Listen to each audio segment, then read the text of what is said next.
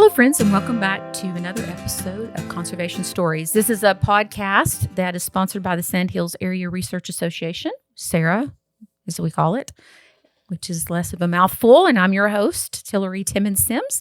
Today, we have with us Taysha Williams from the Innovation Hub at Texas Tech. Taysha, thanks for being here. Yeah, thanks for having me. So excited to have you here and to introduce people that do not know about the Hub. It's a great place. It's a great place. Yep. So give us a little bit about background on you. And all right, so on me, let's see. So I'm from Central Texas. Okay. Grew up, was an Army brat, right? So, but we landed in Fort Hood, Killeen, Texas. Yep. So grew up and was raised there, went to school, undergrad at University of North Texas in Denton. Really focused on, so I did sociology there and then nonprofit management. So my heart was in nonprofit organizations. So right out of college, started worked about 15 years in nonprofit.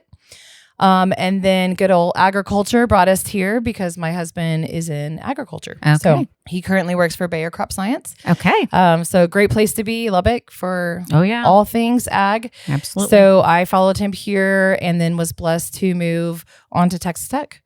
And so when I first got the job at the Innovation Hub, which is entrepreneurship, was wondering, well, how do I fit nonprofit skills to entrepreneurship?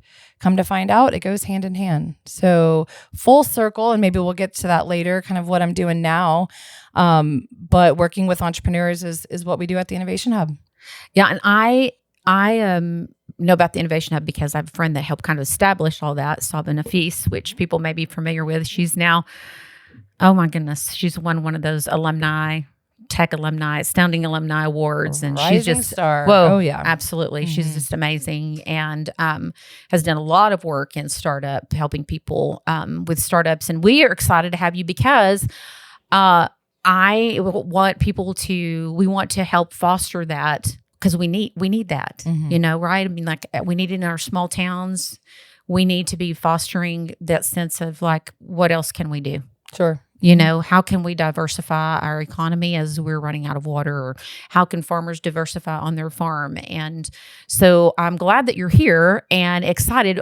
I also, one of my closest and dearest friends, Sarah Burnett, has been through the Hub. Oh yeah. And remember that conversation the day that we came up there and looked at her product that she is now in the middle of getting the phase 2 grant, it was a very, very difficult grant to get. And she got the first phase of that and now is moving into phase 2, which is super exciting that she's getting to really expand looking at the production of that product. So yeah, I'll never forget the day she walked in. She had her innovation in her hand and she's like, my business is fine, but I've created this thing.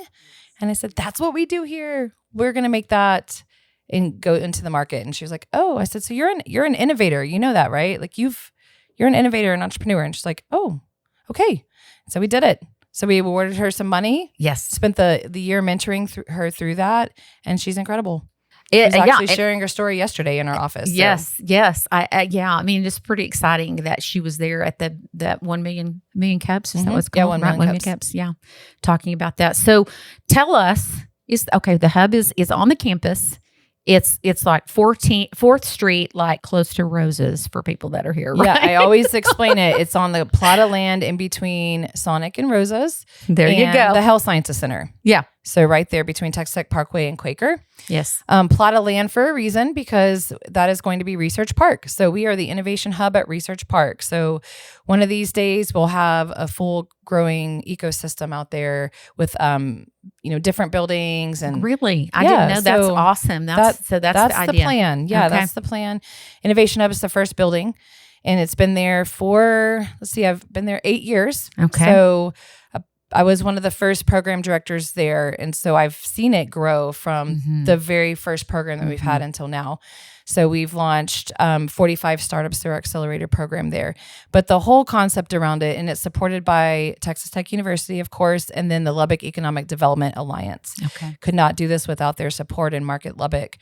And our charge is to create jobs and grow the economy. And we do that through entrepreneurship and innovation. So not only do we work with students, faculty, research from the university to commercialize it, take it off the bench into the market.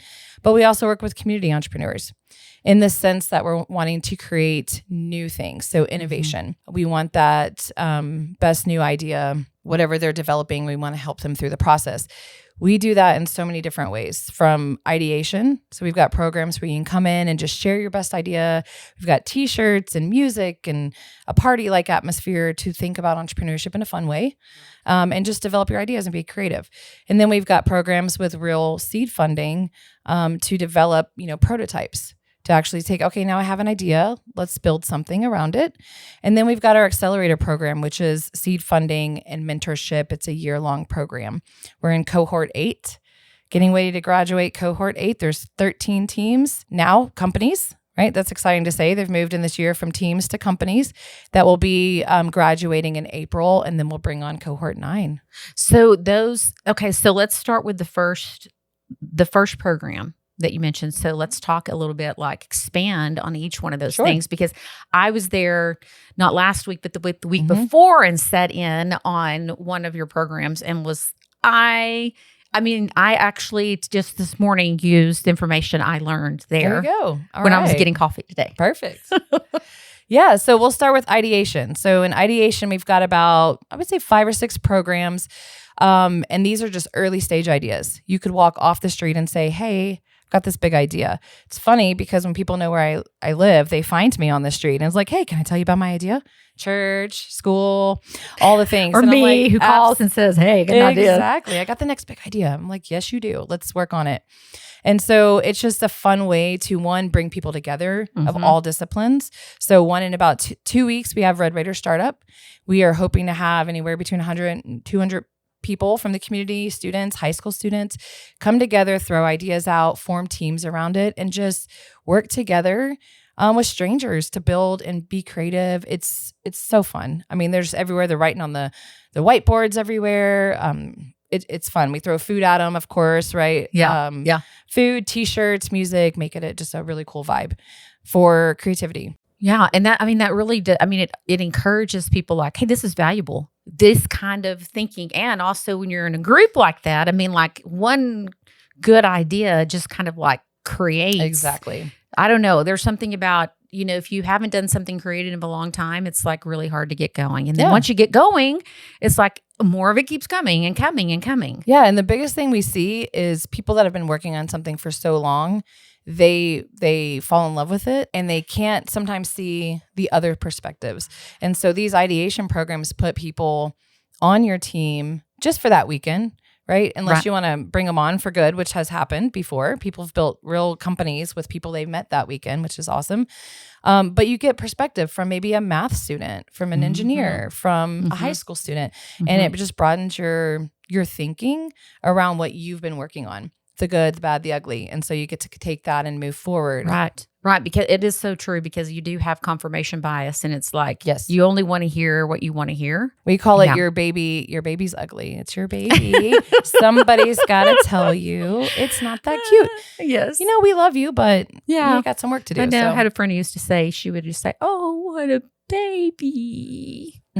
Yeah. It's somebody's got to tell you the truth. Yeah. And then the second stage, so that's my favorite stage. It's like a large funnel. We always talk about the entrepreneurial funnel at the Innovation Hub.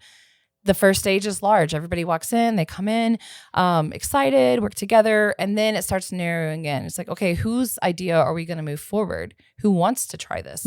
Is it viable? And so the second stage is commercialization, and that's the program you saw. That's where we're really teaching these teams to fall in love with the problem that you're trying to solve. If you don't have a problem that people care about, they're not going to care about your product. You're not going to get it to the market. You got to find a product market fit. So that middle of the stage is our commercialization programs. We do that with the National Science Foundation I-Core program, all around customer discovery. So we teach them how to go talk to potential customers about the problem, not the solution. And we try to get them thinking, outside the box where they fit in the marketplace. The best part about this is recently we've gotten a big partnership with what's called the West Hub. And so that is a consortium of universities in the West. So we are probably the far west, but we fit in. So Colorado, UCLA, UC Santa Barbara, USC, all of those. So we are in a consortium where we share grant funding to support this program. It's huge for Texas Tech. So that's happened in the last year. Wow. That's exciting. That's exciting.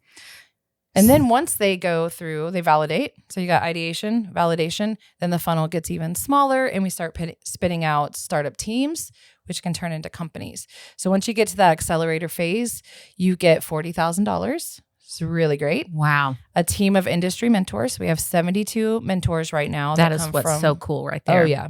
And that's the cornerstone of everything that we do. Even in ideation, they'll work and have office hours with them. And yeah, because this is like patent attorneys and and business people that have been in business for years or people that have been in venture capital. I mean, like it's all kinds of people that accountants. I mean, it's people that you need to really be looking at you to help actually make it successful, because I know that small businesses don't have a great track record. Isn't like a lot of them don't survive. Sure, and I know just from my own experience, it's like you just like throwing something against the wall until something sticks. You can't really, a lot of people can't afford to do that. Right. And that's just like you're really just helping people narrow their focus. Exactly. And it's amazing to me it's amazing for me because as the director of the hub, I can't have knowledge in all of those areas. I just don't, I don't understand the research a certain way, or I'm not a patent attorney. So those are my champions. That's my team, 72 of them. And we keep adding different expertise. And so in a year's time, you get, not only seed funding, but we set up milestones for you. So if you don't know what to do, we're going to show you and walk you through. And you got a team of mentors that you can just confide in. And we start every mentor meeting with what keeps you up at night. And they get to just share, I'm worried about this, or a partnership issue, or I need more money, or whatever it is. And the mentors use their connections and their expertise to get them through that. Wow. That's so valuable. It really is. I think it's more valuable than the $40,000. I know. I think it is too, because that's the thing that's going to make it last. Sure. Yep. Is that kind of, people being willing to give that kind of advice. Yeah. Wow. So what are the kinds of companies? Are they all the same thing, or are they all different, which is even more fun and challenging at the same time, right? So we've got in the 13, we've got some that are faculty-led teams, so straight from the lab, commercializing. We've got some that are from the community that just, are working on different agriculture. We've got healthcare. Oh, wow. We've got healthcare devices, we've got therapeutics. Last year we had one that was she was a student, she's now graduated, but that was doing cell phone design cases, right? Oh, yeah. And so I was like, well, that's not so innovative, right? But she came to us and she's like, hey, I like started posting on TikTok. I got kind of TikTok famous, right? And now orders are coming in and I don't know how to sustain this. So we're like, you know what? You need help, right? So we put a team of mentors together. We got her going and she's killing it. So wow. It could be anything, but we really want to separate ourselves from the small business, restaurant or plumbing business or things like that. It's something that's new and innovative. Right. Because you and I met a couple of weeks ago to talk about a couple of different ideas. I have one, which is something that people are doing in other places, but no one's doing here. Right. And then the other is something that no one's doing. Yes. Right. And that takes a different mindset, because you've got to go figure out, one, if it's going to work, you got to build it, you got to test it. Right. And then you've got to put it out in the market, find a product market fit. So there's a place for both innovative startups and small businesses. It's just, and business concepts are the same. Right. But when you're talking about an innovation, it's new and you got a lot, you got a lot of do you have any data to share as far as like, okay, we have created X amount of companies. You said a while ago, what did you say? How many? 45. That's launched from our accelerator. We're going to bring in 12 new ones. So, and then collectively, we also have, speaking of data, so I'll spit this out, but it's for the large innovation hub population. So we've got members and tenants. And so tenants can have office space, lab space. And so we also count those metrics because they're utilizing resources and mentorship. And then members can come in and use our space, co-working space, all of that. So the metrics that I'll spit out here in a second are collectively through the startup companies, our members, and our tenants. Okay. And so collectively since 2017 have launched 591 jobs. And that's huge for us. There you go. That was the number I was wondering about. Wow. It's huge for us because that is exactly what we're trying to do. Yes. They've also raised $89.2 million in capital. So being in West Texas, it's hard to find investment capital, right? We're not Dallas, Austin. Right. But we have just the same amount of innovation going on, right? We've got some really incredible things. So for them to find that capital is challenging, but I think that's a big number to be proud of. Yeah, it is. So are there opportunities for them outside of our area to look for that funding? Sure. So there's, part of my job is build relationships with those venture capitalists, angel investors from all over. So we have a lot of different ways that we try to bring them in for demo days and host them and just really showcase what they're doing. And so I work a lot with them over the year to get ready for investment. And then once they graduate from our program, we try to send them to other accelerators across the country, get them in front of venture capitalists. I mean, I get calls all the time. It's like, who's in your portfolio? So I'm always ready to spit that out and share what I can with them. Right. So it's hard. Raising money is really, really hard. And that's, I think for me, watching them is probably the hardest part of it. Right. And then become sustainable. Yeah. Find that customer base and keep building it. Yeah. But one thing is, another challenge is keeping good talent here. Right. Yes. We want to grow them. We want to utilize our resources and our mentorship, and we want to work, and especially with, LEDA, economic development, we want to build jobs here in West Texas. We don't want these students to come out and then go to Dallas and have their company. So we're really brain intentional. drain. Yes. Brain drain. We don't want that. And they're incredible companies and they're building new jobs and growing the economy, but we need to keep them here. And so we do that by making sure that they have connections here. They can get customers here. They work with corporations here. So a lot of my job is industry connections and partnerships. And that's like that. Awesome. Yeah, I was not aware of that. That's really great because, I mean, you and I have discussed, in the past, how do we connect our little rural communities that are so vital to the economy of Lubbock, but they're hurting badly. And how do we help them, innovate in their own communities and keep their students there? And, I know, and we talked a while ago, and I think it's something we still need to work on, right? Yes. But doing a little, rural tour, right? Yes. And showing what innovation thinking is, because I talk to my husband all the time and about this. He works with farmers all the time, and he's been in different agriculture jobs, and he's actually been on the farm and been in a vineyard and all of these things. And he's like, man, every day is like, I have an idea because something's not working. So imagine how many farmers have these ideas, right? But they're trying to make a living. How are they going to develop it? So we can partner and show them, hey, we've got these smart students that can do it for you. Yes. Let's partner. Yes. And let's get these innovations to life that are changing the way that we do farming and business. Yes. I mean, and I think that would be a fabulous project for us to follow up on, because those students are out there, they're those, FFA or 4-H students that need that senior project. Yeah. Oh yeah.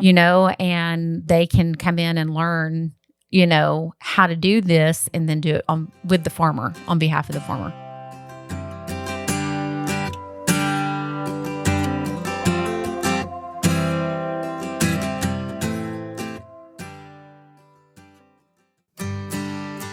Today's episode is brought to you by Evan Stone with Clear Rock Farm and Ranch, part of the Clear Rock Realty Group in Lubbock, Texas.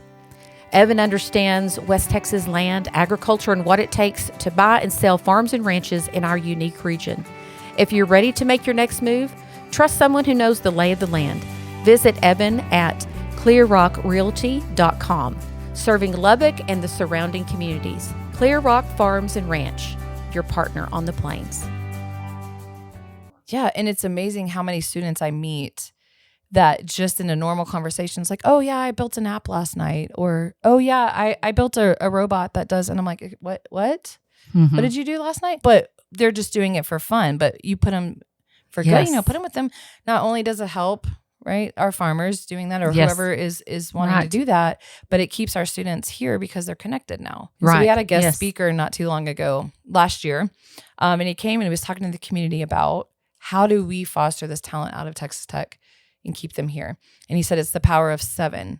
He's like, they need 7 customers or 7 partnerships to really establish. He's like, the reason is because once you have 7 employees or 7 customers, you're starting to churn out this, this business that has to stay here, especially employees. You have 7 employees. They start having families that go to school here. They start establishing a church community. They start, and then they build their lives here. It's hard to move. Right. So 7 customers, 7 employees. And so we just charged our audience, hey, let's support them on that. Wow. Yeah, that's something that as a community that we can do. Yeah. Be one of those 7. Sure. Yeah. So how do someone that somebody wants to know, what are the innovations that are coming out of there? I know one of the first one was Braxley bands. Oh, yeah. And that was really fun to see Yeah. that. So I'll share a quick story about that. So we were talking about Red Raider Startup. Yes. And so that was in 2016 that they did. It was my very first Red Raider Startup. I barely knew what I was doing, right? And so we come and we have all these students come, and the first hour is we say, okay, pitch your ideas. Right. These are the two students from Rawls College of Business. They both pitched the same type of idea. They looked at each other across the room, was like, hold on a second, let's do this together. They get together and they want to build a flexible or make flexible Apple Watch bands. Well, in 2016, Apple was just, they had the harder bands. Now they're all over, right? Oh, yes. But okay, let's do this. Well, so they got together that weekend, built a team, did all of that stuff. The next Monday, they come to my office like, okay, we're ready to really do this. They had their grandma's sewing machine and a sewing book, Sewing for Dummies. I was like, oh, this is awesome. So we put them up in the co-working space and they just get after it. And I think their the old sewing machine is still there somewhere. But it was classic. And I mean, they were just, it was a mess, which I loved. It was just stuff everywhere. They were building these one by one. And then I remember him coming down and saying, hey, we built a website and somebody from Ohio bought one. And it wasn't my grandma or my mom. Yes, right. Like, that's a real customer. Way to go.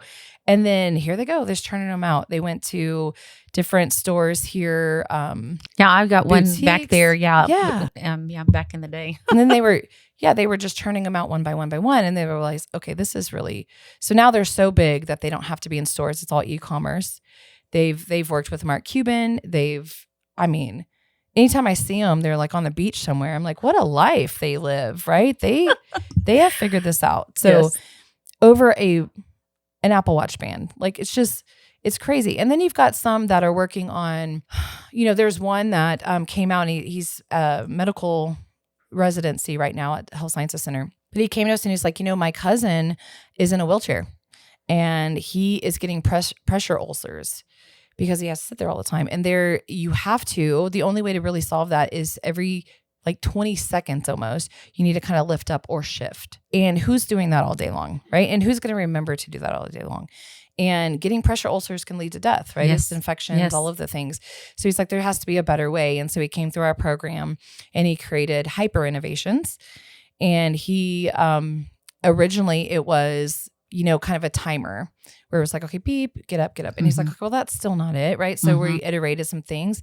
And so he ended the program with what's called the Feather. And it's a pad or, massaging type technique that hits those spots all day that are prone to those. And so he went on to get investment. He actually went on to get the Future Texas Business Hall of Fame.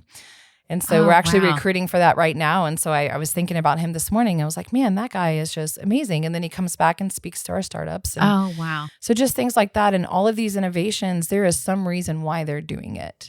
Right? He had a cousin. There was somebody that went on a ski trip in college. She's still a student here, but they went on a ski trip and somebody got hurt and had a brain injury. And so she started looking at the helmets. And she was like, why do not have better helmets? And how do we know if the helmet is bad? How do we trust it? Right. And so she's making an indication, like indication where if it's this color and it's time to be replaced. There is nothing like that. So she's got several paths where she's trying to figure out, do I make these helmets myself? Do I make the device, or do I sell my technology to a helmet company? Right. Rydell or whatever, Right. It's like, right. And so those are all the decisions we help them make. Path A, path B. But it's very rare that somebody comes just because they had a random idea. There is some emotion to it. There is some story behind it. And that's what makes a good entrepreneur. Right. It's because it's people that they identify problems. Exactly. And that, I think to me, that's the heart of what an entrepreneur is. Exactly. Is that my mom was always that way. Like, she's always been like, there's got to be a better way to do everything we did. There's got to be, you know what I mean? She knew there had to be some kind of better way to do it, a better system or whatever, and that kind of spirit is what propels. Yes. People they don't want to just see problems. They want to find solutions. Yes. And so it kind of goes full circle. Like I was telling you, my nonprofit. So I want to bring back to that because I think about it every day. I'm like, wow, that was a really cool evolution in my career, because I spent 15 years in nonprofit. Nonprofit is supporting social issues, helping people in the community. Mm-hmm. Entrepreneurship is that same thing, right? There's something called social entrepreneurship. It is creating products and services that give back, that serve, that make a social impact, not just a commercial impact. Mm-hmm. And so we started a social entrepreneurship program a couple years ago. And there are several of them that are going through the program the same way, but we're thinking about it a little bit differently. And so I'm actually now in my first semester of teaching social entrepreneurship at the Honors College. Oh, wow. So I get to share my love of nonprofit and entrepreneurship together. Yes. And so my class right now is looking at the world, and the United Nations have put out 17 goals. By 2030, we want to solve poverty, hunger, all of these things, inequalities. So we're going through all 17 of them, and they're charged to create a social venture around it. So yesterday in class, we had to go through entrepreneurial thinking. That same thing. You're like, how do you get started? It's you're solving a problem. You want to do that, but how do you do that? Right. And so they just went through several exercises on how to do that. Mm-hmm. And they're just looking at me like, well, how do we solve poverty with an entrepreneurial venture? It's like, well, you're not going to solve the whole thing, but you're going to solve something, right? And so that's the same thing with entrepreneurship, whether it's a product or something. It comes from a need or a passion. Mm-hmm. So it's really fun to watch that full circle. Yeah. And social entrepreneurship is such it's unique. But I also think the entrepreneurial mindset can go, whether you're doing social issues, whether you're even in business right now, small businesses should think like an entrepreneur. The entrepreneur thinking. Oh, absolutely. And I mean, in nonprofits should think like that. Yes. Yeah, absolutely. One of the things that we've have been doing over the last, since we've been going for about a year, we, as a nonprofit, you generally raise funds. Mm-hmm. And we are like, that is like not in our mission. Mm-hmm. Our mission does not anywhere say we will spend half of our time raising funds. So what can we do to be sustainable? And, we worked with Texan by Nature, who has a really great, they don't really have fundraising events. Of course they have this foundation board, this amazing board, you know what I mean, of all of these families, 9th generation Texans, but generally they're like, well, we do a project and then, we add our cost of running it, and so what we've been doing is say, okay, what are projects that fit within our mission that the industries that we are involved in need? How can we then put together a project and go to them and say, this will benefit you. This needs to be done. Mm-hmm. You're going to pay someone to do it. And if you pay us, you're promoting this work. You're promoting this work. And then we're gonna include this little fee at the end. Mm-hmm. And that is the donation to our organization. And that keeps us, being able to keep moving forward. Sustainable. Yeah. Keeps us sustainable. Yeah. And so, you're going to pay someone to manage these projects, but it could be us. Exactly. It could be us. Think like an entrepreneur always. Yes. Exactly. I even tell my kids that. I'm like, because they watch my work, right? And they're just like, well, how would I solve that? I'm like, I don't know. Think like creatively. Right. Think like an entrepreneur. That's always my answer. Yes. I'm like, just think outside the box. Think big. Yes. And I feel like sometimes people have looked at Lacey and I and go, what? Like, and I'm like, we have a lot of gall. Yeah. I mean, we're just like not afraid to ask, you know, and not afraid to, you know, say the spicy comment. You never know. You know what I mean? Sometimes it's just the right thing, you know. And something like now, one of the things we're doing, project management, is with NASA. And so at the beginning of March, we will be at Commodity Classic, and we will be at the NASA booth. That's great. And we'll be representing their ag program. And we are just super excited. And who would have thought a year ago, you know, and then we ran a project a while back in the fall of last year and helped raise awareness with some partners about our energy, lack of energy waste regulations, and, you know, sensible, you know, and these are, you know, people in the ag industry that are saying, in the oil industry, they're saying, these regulations make us look bad because everybody thinks that this is what we're doing. And we're not going to do this, you know, but it's making all of us look bad, you know? And so, you know, those are the kind of things that I feel like that Lacey and I both have that kind of mindset of like, we see things that need to be done. Let's do them, but we can't do them without having partners to help further that work. Sure. Yeah, the entrepreneurial mindset, well, there's something also called entrepreneur, right? While you're working in your job, whatever it is, you could be innovative, an entrepreneur mindset. It goes in everything that you do. It's grit, it's determination, it's focus, it's creativity. Never heard that word before. Yeah. I might have just made it up. I don't know, but it sounds good. I don't know, but I like it. Yes. But if you think like that in every area of your life, you know, you're going to try new things and be bold. And I think, you know, I was talking to a group the other day because Lemonade Day is coming up. Yes. Right. And that's something for the younger generation, right? And that's a big deal here. And watching these kids think like entrepreneurs, just imagine what they're going to do at an early age. They're not jaded by what's not going to work. Right. They try it all. Yes. So when we work with these younger, you know, we have programs just for fun over the summer, you know, Shark Tank Junior. Oh, how fun. And you teach the entrepreneurial mindset, and they're thinking so big because they haven't seen things not work before.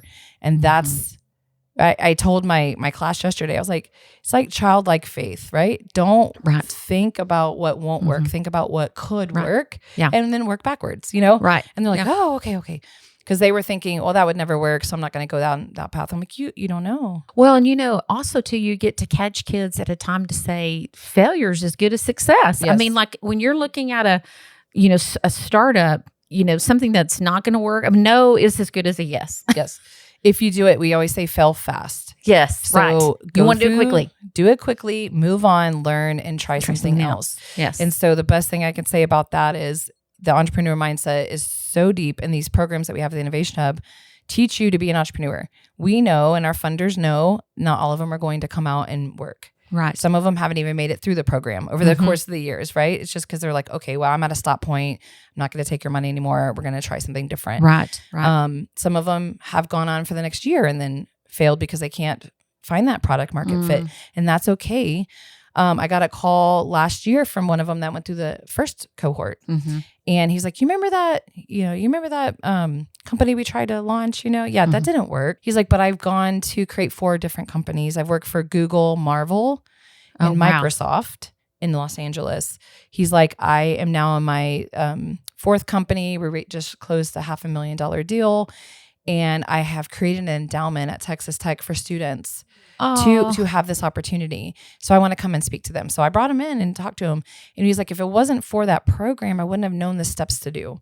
Right. And so it just, you just try. And so he failed fast. He learned.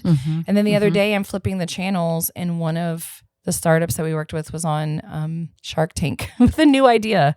Like, you've got to be that. I'm like, that's Jared Steele. What is he doing? And so I text him. I'm like, are you serious? He's like, oh yeah, I started something new. I'm like, okay, like it was no big deal.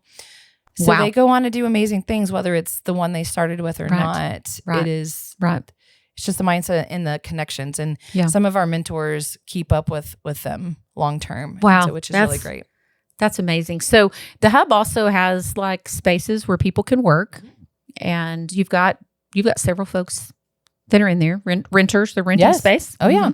Renting office space, lab space.